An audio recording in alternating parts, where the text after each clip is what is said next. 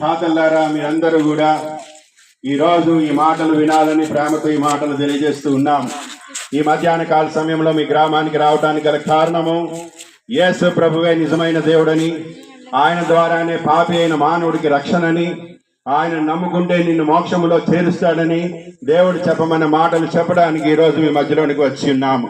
మీరు ఆలోచించాలి ప్రియులారా, మనమందరము కూడా పాపులమే అని పరిశుద్ధ గ్రంథంలో రాయబడి ఉంది. జన్మ కర్మ పాపములు మనం కలిగి ఉన్నాము. అందుచేత మనకి చెడు ఆలోచనలు, చెడు తలంపులు, చెడు మాటలు, చెడు వ్యసనాలు మనలో రావడానికి గల కారణం ఏమనగా మనలో పాపము నివసిస్తా ఉన్నది. అందుకని ఎవరు పాపము గురించి నేర్పించక్కర్లేదు. కానీ పాపము మనలో ఉంది కనుక పాపం మనల్ని ఏలుబడి చేస్తా ఉంది. బైబిల్ గ్రంథంలో రాయబడి ఉంది, పాపము చేయు ప్రతివాడు పాపమునకు దాసుడు అన్నాడు. మనము ఈ పాపము చేస్తే దానికి బానిసలమైపోతూ ఉన్నాము. అందుకే మీరు చూడండి, చాలా మంది నేను తాగుడికి బానిస అంటారు, మరొకరు అంటారు నేను సిగరెట్లకు బానిస అంటారు, మరొకరు నేను చుట్టకు బానిస అయిపోయాను అంటారు, మరొకరు పేకాటకి బానిస అయిపోయాను అంటారు, మరొకరు కైనీకి బానిస అయిపోయాను అంటారు. ఇట్లా రకరకాలుగా మానవుడు పాపానికి బానిస అయిపోయి తన బ్రతుకును పాడు చేసుకుంటున్నాడు. చివరకు చనిపోతూ ఉన్నాడు. చివరకు తన ఆత్మను నరకానికి తీసుకుని వెళ్ళిపోతూ ఉన్నాడు. అయితే దేవుడు కనికరమ గల దేవుడు గనుక మనం నమ్ముకున్న మన ప్రభు, సృష్టికర్త, రక్షణకర్త, ఆదరణకర్త అయినటువంటి దేవుడు ప్రేమామయుడు గనుక ఆయన ప్రేమ మన దగ్గరికి వచ్చింది. ఎట్లా వచ్చిందంటే 2024 సంవత్సరాల క్రితము భూలోకములో ఆయన శరీరధారిగా ఒక మంచి కన్యక, సుకన్య అయినటువంటి మరియ గర్భములో యేసు ప్రభు జన్మించాడు. ఆయన పాపరహితుడిగా జన్మించాడు. ఆయన పరిశుద్ధుడిగా జన్మించాడు. ఆ యేసు ప్రభు ద్వారానే పాపులమైన మనకు రక్షణ కలుగుతా ఉన్నది. దేవునికి స్తోత్రము. యేసు ప్రభు వారి పరిశుద్ధ నామములో శుభాభివందనాలు తెలియజేస్తూ ఉన్నాము.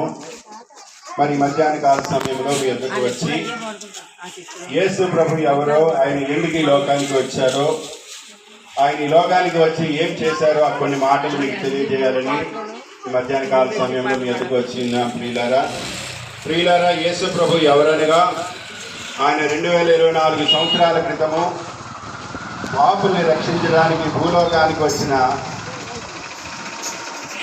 2024 సంవత్సరాల క్రితము పాపుల్ని రక్షించడానికై యేసు ప్రభు వారు ఈ భూమి మీదకి వచ్చాడు. 2024 సంవత్సరాల క్రితము ఆయన ఎలా వచ్చారంటే ఒక కన్యకైన గర్భములో పరిశుద్ధంగా జన్మించాడు. అందుకనే యేసు ప్రభు వారికి పరిశుద్ధ దేవుడు అంటారు. ఆయన పాపము లేని దేవుడు అండి. ఆ పాపము లేని దేవుడు ఈ పాపులమైన మనలను రక్షించడానికి వచ్చాడు. మీకు తెలుసో తెలియదో కానీ మనమందరం పాపులమే అని పరిశుద్ధ గ్రంథములో రాయబడి ఉంది. ఏమని రాయబడి ఉందంటే, ఏ భేదము లేదు, అందరూ పాపము చేసి దేవుడు అనుగ్రహించి మహిమను పోగొట్టుకుంటున్నాము. దాని అర్థమేమనగా దేవునితో సహవాసము మనము కోల్పోయాము. అయితే ఆ సహవాసాన్ని దేవుడు మరలా అనుగ్రహించడానికి యేసు ప్రభు 2024 సంవత్సరాల క్రితము నరుడిగా జన్మించాడు. ఆయన 33.5 సంవత్సరాలు భూలోకంలో జీవించాడు. ఆయన జన్మించిన స్థలం ఉన్నది, ఆయన జీవించిన స్థలం ఉన్నది, ఆయన చనిపోయిన స్థలము కూడా ఉన్నది. ఇవన్నీ ఎందుకు మీకు చెప్తున్నామంటే ఆయన ఉన్నాడు అనే దానికి రుజువు. ప్రియులారా, మీరు గమనించాలి, యేసు ప్రభు వారు చనిపోవటం ద్వారా మానవుడికి మోక్షానికి మార్గం తెరవబడింది. అంతవరకు మనకి మోక్షానికి మార్గము తెరవబడలేదు, కానీ మనమందరము నరకానికి పాత్రులమై ఉన్నాము. ప్రియులారా, మీ అందరికీ తెలిసిన ఒక విషయం ఏమనగా, మంచివాడు చనిపోతే మోక్షానికి వెళ్తాడు, చెడ్డవాడు చనిపోతే నరకానికి వెళ్తాడు. అయితే మనకి తెలియాల్సిన విషయం ఏమనగా, మనమందరము చెడ్డవారమే. ఎందుకు, ఎలా చెప్తున్నారని మీరు అనొచ్చు. తల్లి గర్భములో ప్రతి మానవుడు పాపంలోనే పుడుతూ ఉన్నాడు, పాపంలోనే జీవిస్తూ ఉన్నాడు, పాపంలోనే మరణిస్తూ ఉన్నాడు. ఈ విధంగా పాపంలోనే పుట్టి పాపంలోనే జీవిస్తూ పాపంలోనే మరణించిన ప్రతి మానవుడికి కూడా నరకానికే మార్గము తెరవబడింది. మీరు గమనించాల్సిన విషయము. అయితే యేసు ప్రభు వారి కనికరము గల దేవుడు, ప్రేమ కలిగిన దేవుడు కనుక ఏ ఒక్కరూ నశించి నరకానికి వెళ్ళటము ఆయనకు ఇష్టం లేదు కనుక మనందరినీ రక్షించడానికి ఆయన ఈ లోకానికి వచ్చాడు. అమలారా, అయ్యలారా, మీరందరూ ఆలోచించాలి. మేమందరము కూడా ఒకప్పుడు పాపులమే అనగా పాపపు అలవాట్లు, పాపపు వ్యసనాలు, పాపపు ఆలోచనలు, పాపపు తలంపులతో బ్రతికిన వాళ్ళమే. అయితే యేసు ప్రభు గురించి మేము ఎప్పుడైతే విన్నామో ఆ యేసు ప్రభు దగ్గరికి వచ్చి మా పాపములన్నీ ఒప్పుకొని ఇప్పుడు మంచి బ్రతుకుతూ ఉన్నాము. దేవునికి స్తోత్రం కలుగును గాక. ఇప్పుడు మీరు చూస్తున్న ఈ అబ్బాయి ఒకప్పుడు తాగుడికి బానిసండి. ఈ అబ్బాయి గొల్జాం గ్రామాల్లో జన్మించాడు. ఒకప్పుడైతే ఈ తాగుడికి, రకరకాల చెడు వ్యసనాలకి బానిసైపోయి తన బ్రతుకును పాడు చేసుకున్న సమయంలో యేసు ప్రభు గురించి విన్నాడు. తన పాపాలు దేవుడి దగ్గర ఒప్పుకొని ఇప్పుడు చక్కగా యేసు ప్రభులో జీవిస్తూ ఉన్నాడు. మంచి బ్రతుకుతూ ఉన్నాడు. మీరు గమనించాలి, నన్ను చూస్తున్నారు. నేను కూడా ఒకప్పుడు అన్ని చెడు వ్యసనాలు, చెడు అలవాట్లకు బానిసైపోయి ఉన్నాను. ఎప్పుడైతే యేసు ప్రభు దగ్గరికి వచ్చి నేను నా పాపాలు ఒప్పుకున్నానో యేసు ప్రభు గారు కూడా నా పాప జీవితాన్ని తొలగించి మంచి బ్రతుకుని నాకు ఇచ్చాడు. ఈరోజు నేను ఎస్కోట్లో ఉంటున్నాను. మరి ఎల్కోట సంతపేటలో దేవుడి సేవ చేస్తూ ఉన్నాను, సేవకుడిగా ఉన్నాను. అమలారా ఇలారా మీరు ఆలోచించండి. మీ గ్రామంలో ఎంతమంది తాగుడికి బానిసైపోయి ఉన్నారు, ఎంతమంది మరి వ్యసనానికి బానిసైపోయి ఉన్నారు, ఎంతమంది చెడుతనానికి బానిసైపోయి ఉన్నారు. అటు వారందరినీ దేవుడు పిలుస్తా ఉన్నాడు. అందుకే అన్నాడు, పాపులారా మీ అందరూ నా ఎద్దుకు రండి అన్నాడు.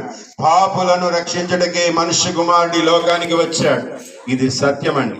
నువ్వు ఎంత ఘోర పాపి అయినా పర్వాలేదు, నువ్వు తాగుబోతువైనా, తిరుగుబోతువైనా, వ్యభిచారివైనా, మోసగాడివైనా, నరహంతకుడైనా పర్వాలేదు. కానీ ఈ దినము నువ్వు యేసు ప్రభు దగ్గరికి వచ్చి ప్రభువా నా పాపములు క్షమించు అంటే ప్రభుని పాపాన్ని క్షమించి తన రక్తంలో నిన్ను కడిగి నిన్ను శుద్ధీకరించి ఆ మోక్షానికి వెళ్ళే మార్గానికి నీకు దేవుడు దారి చూపిస్తాడు.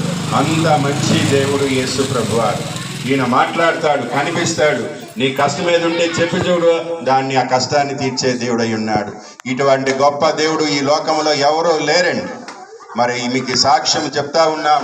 మేమందరము కూడా ఒకప్పుడు మరి చెడిపోయి పాడైపోయిన వారమే దేవుడి దగ్గరికి వచ్చి బాగుపడ్డాము. మీరు దేవుడిని నమ్ముకోండి, మీరు బాప్తిజం పొందండి, రక్షణ పొందండి, మీ పాపాలు ప్రభు దగ్గర ఒప్పుకోండి. ప్రభువే మీకు మార్గం తెరిచి మిమ్మల్ని మోక్షానికి అర్హులుగా చేస్తాడు. ఈ గ్రామంలో దేవుడి మందిరం ఉంటే వెళ్ళండి. ఇంకా ఏమైనా తెలుసుకోవాలనుకుంటే అక్కడున్న సేవకులను అడగండి. రక్షణ మార్గం వారు మీకు తెలియజేస్తారు. ఈ మాటలు మీరు విన్నందుకు దేవుడు మిమ్మల్ని దీవించును గాక. నా మాటలు ముగిస్తూ ఉన్నాను. God bless you.